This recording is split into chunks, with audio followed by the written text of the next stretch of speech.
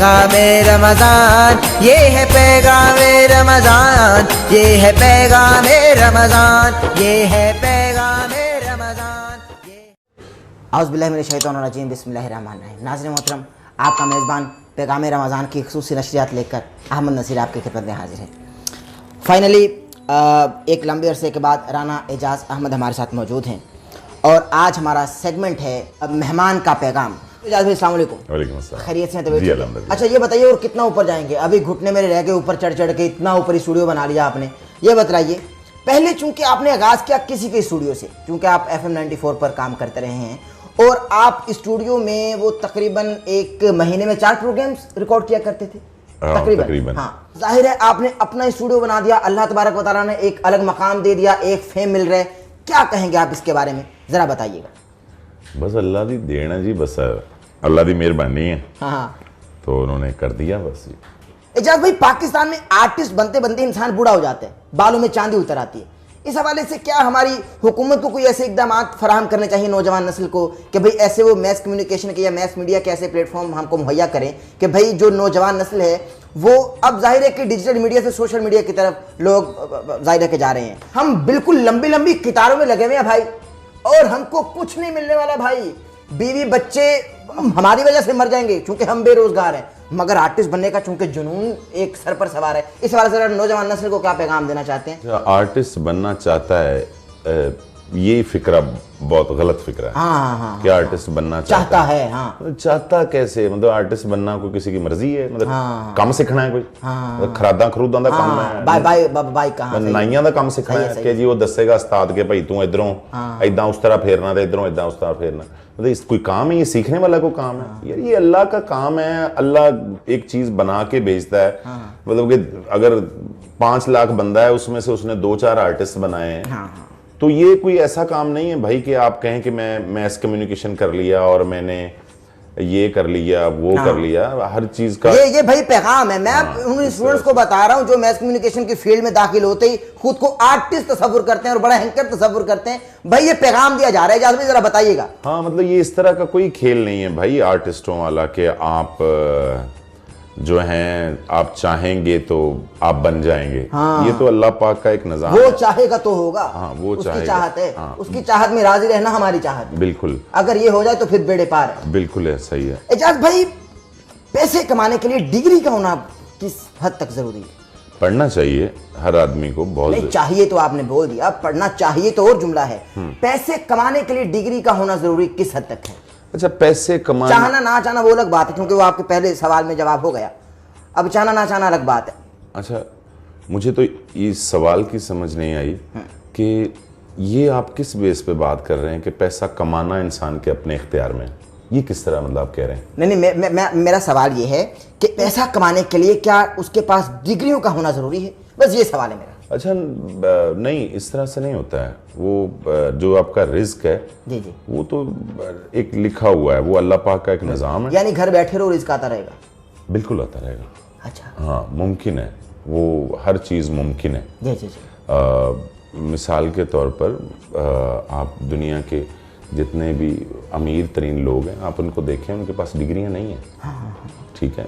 और लेकिन मेरा जिस चीज़ पे ईमान है, मैं ये समझता हूँ कि आपको पढ़ना लिखना बहुत ज़रूरी है, पढ़ना लिखना चाहिए, लेकिन उसके साथ आपका इस बात पे ईमान होना चाहिए कि भाई जो अल्लाह पाक ने मेरे नसीब में लिखा है वो मुझे मिल के रहना है। मैं इससे इत्तेफाक ही नहीं करता कि पैसा आपकी कोशिशों से मिलता है। रिज़्क का खेल बहुत अलहदा है। सुभान अल्लाह, सुभान अल्लाह। रिज़्क का मामलात रिज़्क के और तरह से। सुभान अल्लाह, सुभान अल्लाह। जिस बंदे को जो समंदर में एक वेल है उसने कोई डिग्री नहीं ली, लेकिन 13, 14, 15 मानों ਨੂੰ रोज़ ਦਾ गोश्त चाहिदा है ਤੇ ਉਹਦਾ ਉੱਥੇ ਬੰਦੋਬਸਤ ਕਰਨ ਡਿਆ ਹੈ। ਉਹਨੇ ਉਹ ਕੀ ਕਰਨ ਡਈ? सुभान अल्लाह। पत्थर में पड़े कीड़ों को रिज़्क। वो एक रिज़्क का चैप्टर एक अलहदा है कि उसके मामलात बहुत और से हैं, उसको समझना और तरह से पड़ता है।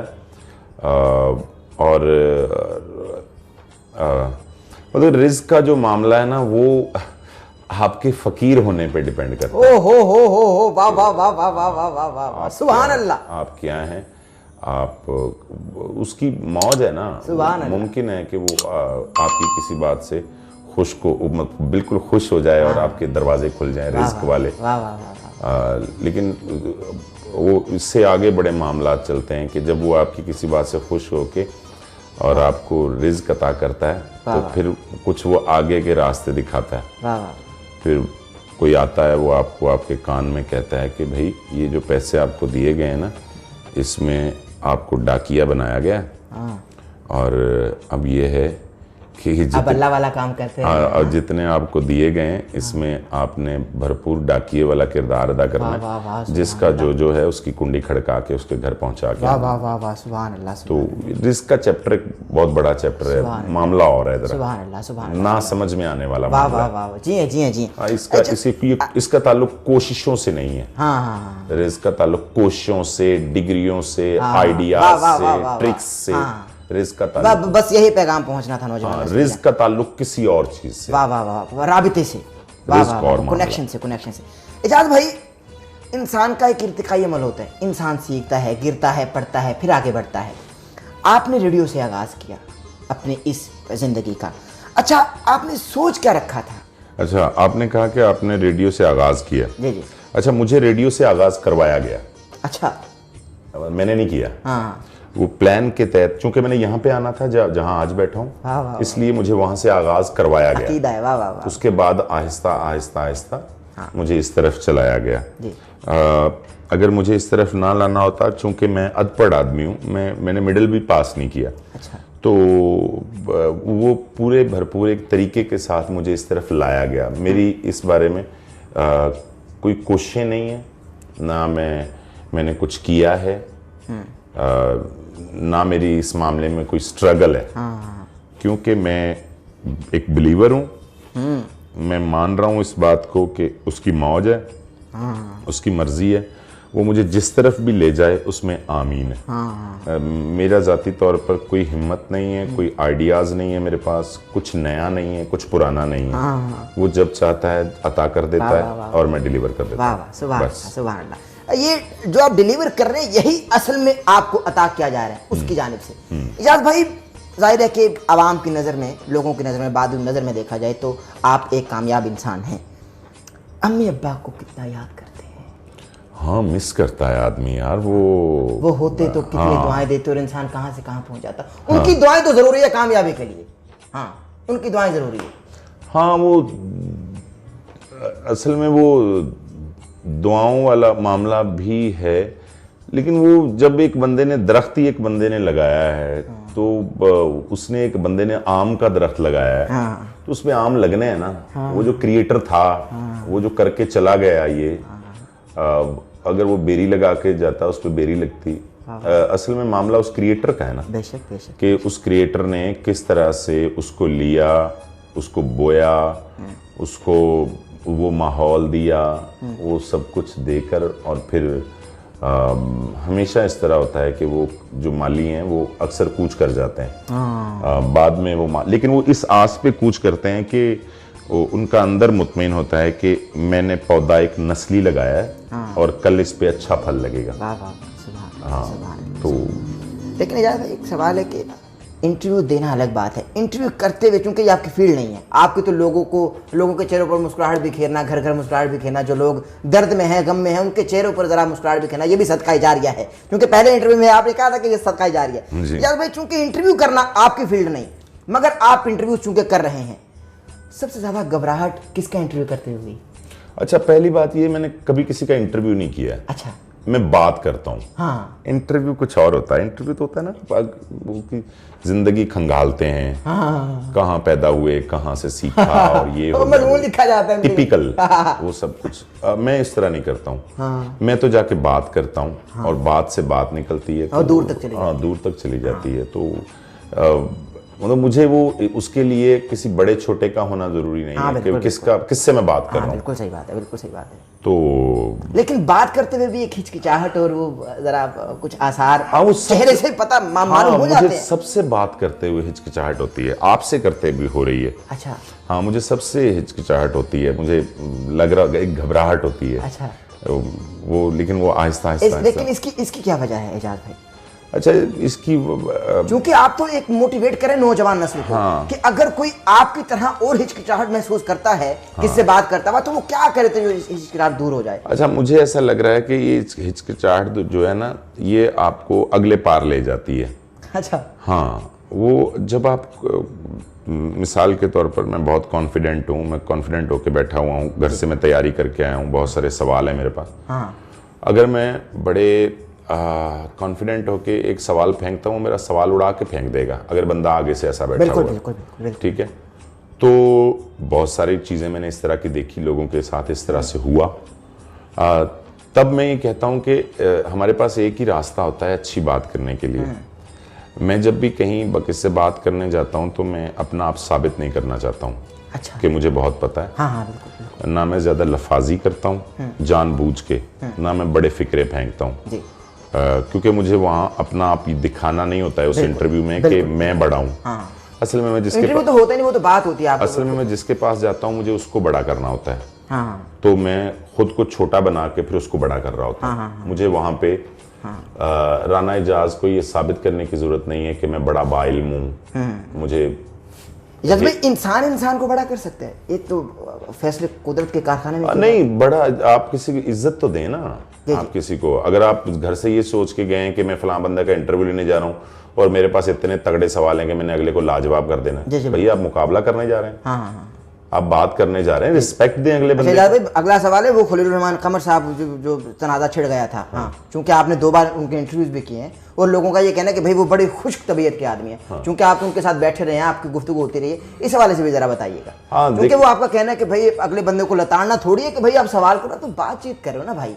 तो लोग उनके पास गए हैं, उन्होंने यूं उठा दिया, भाई तुम कौन होते भाई, चलो उठो निकलो यहाँ, भागो भाई। तो ये कोई तरीकाकार थोड़ी होते हैं भाई। मेहमान आपके घर में आए हैं, आप इसके हवाले से क्या कहेंगे? क्योंकि आप तो राना एजाज अहमद है, आप उनके घर गए, आपको कोई उर्दू पढ़ते साफ ही नहीं है कि आपको यूं कह दिया जाएगा चलो उठो तुम कौन होते, चलो निकलो यहाँ से।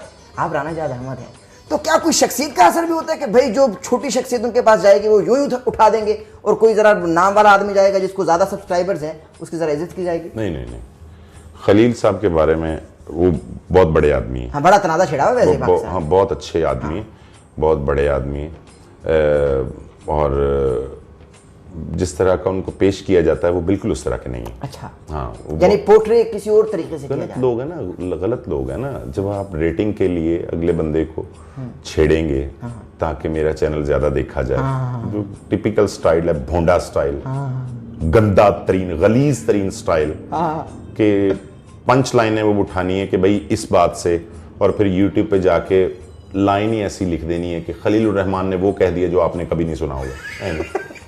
छितरां दी कमी। हाँ, मतलब कि यार एक बड़ा आदमी है वो, बात करता है, वो छोटा आदमी नहीं है।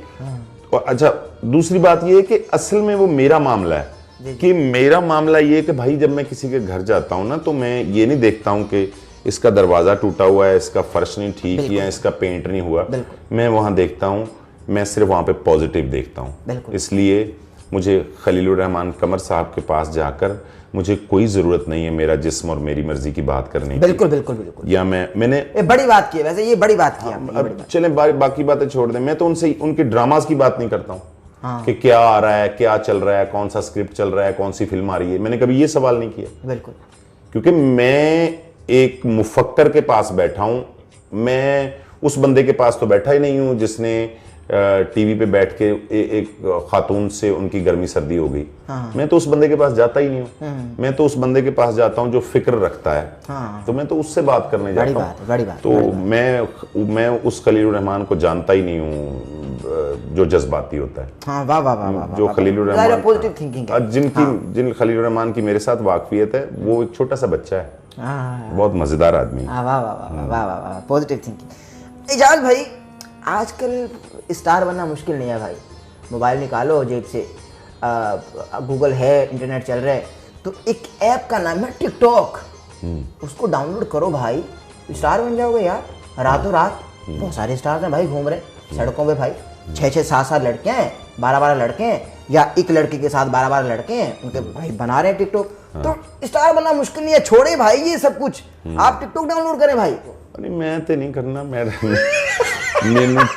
टिकटॉक की की लोड़ पै गई मतलब मैं क्यों करांगा टिकटॉक ते वो मैं ते अल्लाह माफ करे मेरे ते ऐसा टाइम ना आवे यार भाई स्टार बन रहे हैं लोग यार, आप मैं क्या नहीं कर बनना ना, मैं नहीं बनना सर, मैंने नहीं लोड़ हैगी। नहीं, लेकिन फिर आप जो बन रहे हैं उनको क्या कहेंगे? नहीं वो नहीं आप इसको खोलने बात करें, नहीं इसको बात के खोलना है आज, नहीं बात को खोलना वो ठीक है वो इजाज भाई देखें बात ये नहीं, अब देखें जोली मुड़े, अब देखिए बात ये कि अब पैगाम जाना है ना, अब हमारे रमजान की नशियात के मेहमान हैं, अब मेहमान पैगाम ना दे तो पैगाम रमजान का क्या फायदा? अब जाहिर है कि आप पैगाम देंगे। जी जी बिल्कुल। हाँ, अब लोग देखें भाई कह रहे हैं हम स्टार बन गए भाई, ये इनकी जो एक ज़हनों की खराबी है इसको कैसे दूर किया जाए? हाँ ये करना है, नहीं यार उन घर जाके तो नहीं सी समझा सकते अब जाहिर है, हमको लेकिन लोग हाँ देखना। लेकिन मामला गंभीर है और मतलब मैं ये देख रहा हूँ कि जो वक्त आने वाला है मतलब मामा ਨੂੰ बहुत ਚਾਅ ਚੜੇ ਹੋਏ ਨੇ ਉਹ ਛੋਟੀ ਛੋਟੀ ਬੱਚੀਆਂ ਨੂੰ ਗਾਣਿਆਂ ਤੇ ਡਾਂਸ ਕਰਵਾ ਕੇ ਤੇ ਟਿਕਟੌਕ ਬਣਵਾਉਂਦੀਆਂ ਨੇ आंटीज भी हैं बड़ी बड़ी, हाँ जी। बड़ी बड़ी खातून। हाँ जी ਤੇ ਉਹ ਕੋਈ ਮਸਲਾ ਨਹੀਂ ਹੈਗਾ ਇਹ ਉਹ मतलब ਕਿ ਬੱਚੀ ਹੈ ਤੇ ਉਹ ਡਾਂਸ ਡੂਸ ਕਰ ਰਹੀ ਹੈ ਨਾਲ ਭਰਾ ਵੀ ਖੜੇ ਨੇ अच्छा ਕੋਈ ਐਸੀ ਗੱਲ ਨਹੀਂ ਹੈਗੀ ਇਸ 'ਚ ਥੋੜਾ ਜਿਹਾ ਬਗੈਰਤੀ ਦਾ ਲੈਵਲ ਉੱਪਰ ਚਲਾ ਗਿਆ ਕੋਈ ਐਸੀ ਗੱਲ नहीं हैगी मतलब वक्त आप बहुत और रिप्रेजेंट पाकिस्तान को किया जा रहा है। हाँ जी हाँ जी हाँ, हाँ जी। इस्लामी जमहूरिया। ਉਹ ਵਕਤ ਆ ਗਿਆ ਹੈ ਭਾਵੇਂ ਹੁਣ ਕਿ ਤੁਹਾਡਾ ਵਿਆਹ ਹੋਣਾ ਹੈ ਤੇ ਤੁਸੀਂ ਅੰਦਰ ਵੜਨਾ ਹੈ ਤੇ ਤੁਹਾਡੀ ਬੁੱਢੀ ਨੇ ਅੱਗੋਂ ਸਿਗਰਟ ਲਾ ਕੇ ਬੈਠੀ ਹੋਣਾ ਮੈਂ ਕਹਿੰਦਾ ਭਾਵੇਂ ਤੁਸੀਂ ਵੀ ਕਸ਼ ਲਾਓ ਇੱਕ ਚੱਲਣ ਡੇ ਹਾਂ ਸਿਗਰਟਾਂ ਤੇ ਲੱਗੀਆਂ ਚੱਲਣ ਉਹ ਵੱਡੇ ਵੱਡੇ ਉਹ ਬੁੱਲੇ ਕਿ ਪਤਾ ਨਹੀਂ ਕੀ ਹੁੰਦਾ ਉਹ ਜਿਹੜਾ ਪੀਂਦੇ ਆ ਉਹ ਪੀ ਰਹੀਆਂ ਨੇ ਤੇ ਕਿਸੇ ਦੀਆਂ ਗੱਡੀਆਂ ਕਿਸੇ ਦੀਆਂ ਗੱਲਾਂ ਤੇ ਆਪਣੇ ਘਰ ਦਾ ਅੱਜ ਤੱਕ ਵੀਡੀਓ ਨਹੀਂ ਨਜ਼ਰ ਆਇਆ मतलब अपने घर वीडियो नहीं ना बनाना क्योंकि अपना घर उदा है ही नहीं मतलब 350 की कॉफी पी के ते उत्थे वीडियो बना लेना या किसी की मेहंदी ते जाके बना लेना या भाइन दी गड्डी यार ये स्टार भी स्टार नहीं है भाई, ऐसे चमक रहे हैं। नहीं स्टार बस इंज ही है ना मतलब कि कलोनियां दे पार्क कलोनियां दी राह मतलब जांदे जांदे देख लेना कि इत्थे बनावांगे अच्छा कोई खंबा खुंबा को सोना देख लिया घाह घू लगा आ किते फुल शुल लगे मतलब उत्थे ਜਾਂ ਬਹੁਤੀ ਗੱਲ ਹੈ ਤੇ ਜ਼ਿਆਦਾਤਰ ਜਿਹੜੇ ਸਟਾਰ ਨੇ ਉਹ ਆਪਣੀਆਂ ਛੱਤਾਂ ਤੇ ਬਣਾਉਂਦੇ ਆ ਉਹ ਪਤਾ ਲੱਗ ਰਿਹਾ ਹੁੰਦਾ ਨਾ ਪਰਦੇ ਜਿਹੜੇ ਪਲਸਤਰ ਵੀ ਨਹੀਂ ਹੋਏ ਹੁੰਦੇ स्टार ਦਾ कैसा पता लग रहा ਹੁੰਦਾ वैसे भी आसमान पे होते हैं स्टार, वो भी छत पे पहुंच जाते हैं। हाँ जी उधरों टिकटॉक बन रही ਹੁੰਦੀ ਤੇ ਅੰਮੀ ਪਿੱਛੋਂ ਜਿੱਦਾਂ ਬੋਲ ਰਹੀ ਹੁੰਦੀ ਨਾ ਪਤਾ ਲੱਗ ਰਿਹਾ ਹੁੰਦਾ ਕਿ ਤਲਕ ਕਿਹੜੇ ਘਰ ਤੋਂ एजाज भाई वैसे एक सवाल है, मुस्तकबिल क्या देखते हैं इन सितारों का आप? यार ना करो यार मुस्तकबिल की है खराब है यार, सब कुछ एक वक्ती चीज है जो भाई मतलब कि आपको असल में ना यूज किया जा रहा है ना, यूज किया जा रहा है। बहुत सारे पैसे वाले लोग जो है ना वो इन लोगों को यूज कर रहे हैं। अच्छा। थोड़े ना मतलब इन लोगों की रेंज नहीं है ना इतनी ज्यादा। एक 10-20 लाख रुपए जो कमाने वाला बंदा है मंथली, उसके लिए 20-30-50 हजार की कोई वक़्त नहीं है। बिल्कुल बिल्कुल। लेकिन इनके लिए उन 50 हजार रुपए में बड़े कपड़े जूते सब कुछ आ जाता है। अच्छा वो लोग ना इन छोटे और मासूम ज़हनों को ना यूज कर रहे हैं असल में। अच्छा। तो ये होता है कि उन्होंने इतनी पेमेंट नहीं देखी होती है और उसके लिए ये पेमेंट होती कुछ नहीं है। फिर उनका एक सिलसिला चल निकलता है और माजी इस बात का गवाह है कि पहले 50,000 वाला आया, उसके बाद जब 70 वाला आया तो 50 वाला गायब हो गया, फिर 70 के बाद 1 लाख वाला आया, फिर वो 70 वाला गायब हो गया। ऐसा ही है। इस तरह से ये रास्ता सिर्फ बर्बादी की तरफ जा रहा है। अच्छा। मतलब इसमें खुशहाली नहीं है कहीं भी। अच्छा बिल्कुल सही। आगे मुस्तकबिल अगर आपको ये लग रहा है कि आप एक स्टार बन जाएंगे तो मुमकिन नहीं है ये, ऐसा हो नहीं सकता। अगर 100 बंदों में से एक कोई स्टार बन गया है तो ये कोई बात नहीं है। मतलब मैं तो इस बात को तस्लीम करूं कि अगर 100 लोगों ने एक कोशिश की है उसमें से 20 रह गए 80 बन गए। मतलब अगर आप मुझे कोई 100 में से एक मिसाल दे देंगे जी फलां कामयाब हो गया, तो यार 99 पीछे जो पड़े हैं यार उनका एक को हमने देखते वो तो रहना। उस एक को देखकर उसी लाइन में लगे थे ना। हाँ बिल्कुल सही। मेरा ख्याल ये कि अगर यानी टिकटॉक का रास्ता बर्बादी का रास्ता है।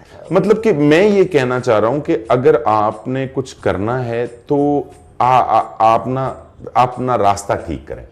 अगर आपने उस तरफ जाना है कुछ करना है मिसाल के तौर पर आप किसी गाने पे परफॉर्म कर रहे हैं, किसी के डायलॉग पे परफॉर्म कर रहे हैं, आपको कल काम मिलता है, कोई बंदा आपका चेहरा देखकर कहता है कि जी आ जाए, हमने आपके काम करवाना है, आपको डायलॉग डिलीवर करने का ही नहीं पता, आपको स्केल का नहीं पता, आपको पता नहीं है कि मेरा साथ जो आर्टिस्ट बैठा है वो कहाँ बोल रहा है, मैंने कहाँ बोल रहा है, जी।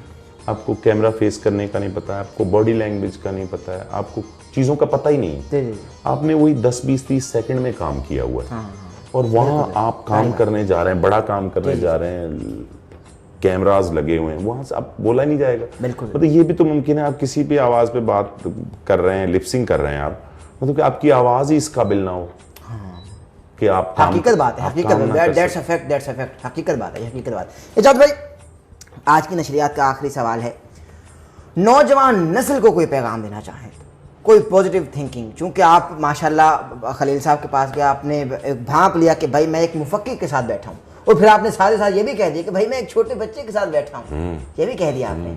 जाहिर है आप एक फेस रीडर हैं, आप पढ़ने वाले आदमी हैं, बताइए कि नौजवान नस्ल किस जानिब हमारी भटकी हुई है और इसको राह रास्त पे लाने के वास्ते क्या खुदा से डराना पड़ेगा हमको, क्या ऐसा कोई हमको अमल करना होगा जिससे मुतासिर होकर ये नौजवान नस्ल अपने असल की तरफ आ जाए, कोई ऐसा पैगाम देना चाहें?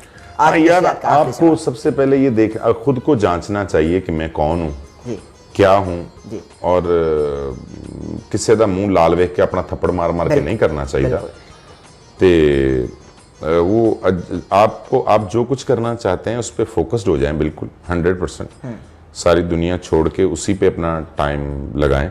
मतलब मैंने बहुत सारे इस तरह के लोग देखे, कामयाब लोग मेरी ज़िंदगी में अब भी मौजूद हैं, वो लोग कि जिनको मैंने देखा कि वो साल साल अपने कमरे से बाहर नहीं निकले, और आज जब मैं इनको देखता हूँ तो वहाँ से अल्लाह पाक ने जाग लगा दिया है। वाह वाह वाह वाह, कि वो नहीं निकले, अंदर से गंजे हो गए बंदे, बाल उड़ गए। ऐसे लोगों ने मैं जानना। यार ये अकीदा कहाँ से लिया आपने? ये जो आप देखने में कुछ और नजर आते हैं, अंदर आपके कुछ और है, ये क्या है? क्या मतलब अंदर क्या है, बताइएगा। मतलब ये बन रहे हैं क्या, तसन्नो है, बनावट है, क्या है ये? अच्छा, विच्चे ही वेड़े, विच्चे ही चेड़े, विच्चे ही वंज मोहाने हो। अच्छा, उसने ना असल में इंसान को पूरा पैकेज बना के भेजा है। अब ये आप पे है कि आपने अंदर का शैतान एक्टिव करना है या मुसलमान एक्टिव। वाह वाह वाह, खुश रहिए, खुश रहिए। ये आप पे डिपेंड करता है, आपकी ख्वाहिश के हिसाब से। खुश रहिए। हम पागल भी हमारे अंदर बैठा है, कातिल भी अंदर बैठा है, फसादी भी अंदर बैठा है, मोमिन भी अंदर ही बैठा है। सारा अल्लाह पाक ने एक मुकम्मल चीज बना के भेजी है। वाह वाह वाह, अब यूटिलाइज करना है ना हमें। अब आपका काम है, जैसा जैसा आपको माहौल मिलेगा, आप जैसे जैसे लोगों में उठे बैठेंगे, वो चीज़ आपकी एक्टिव होनी शुरू हो जाएगी आहिस्ता आहिस्ता। मतलब सोचना अच्छा पड़ेगा आपको। जो आप अपने जो भी सॉफ्टवेयर करना है एक्टिव, आपको उस तरफ मेहनत करनी पड़ेगी, आपका पैगाम उस तक पहुंचेगा तो वो एक्टिव होगा। यानी सोचें, मुस्बत करने की जरूरत है, बहुत जरूरी। मतलब कि आप ना जाया करें ना खुद को लोगों के बारे में बातें करके, उसने ये कर दिया, उसने वो कर दिया, उसकी बच्ची का, उसके बच्चे का, उस बाबे का, क्यों एनर्जी वेस्ट कर रहे हैं? आप उसके साथ बात करें ना जो जिसने सारा कुछ करना है। वाह वाह वाह, उसके साथ यानी राबिते मजबूत करने हैं, राबिते मजबूत, उसके साथ बातें करें। एजाज भाई आपका शुक्रिया, आपने एक मरतबा फिर से वक्त दिया, बहुत खुश रहिए। और ये पैगाम रमजान की नशरियात में आपका पैगाम इंतहाई जरूरी था, हमने ये रखा हुआ था। आप खुश रहिए, खुश रहिए एजाज भाई। नाज़रीन मोहतरम, इसी के साथ अपने मेज़बान अहमद नसीर को पैगाम रमजान की खुसूसी नशरियात से इजाज़त दीजिए। इंशाअल्लाह ताला आपसे मुलाकात होगी कल। अपना ख्याल रखिएगा, दुआ में याद रखिएगा। अल्लाह।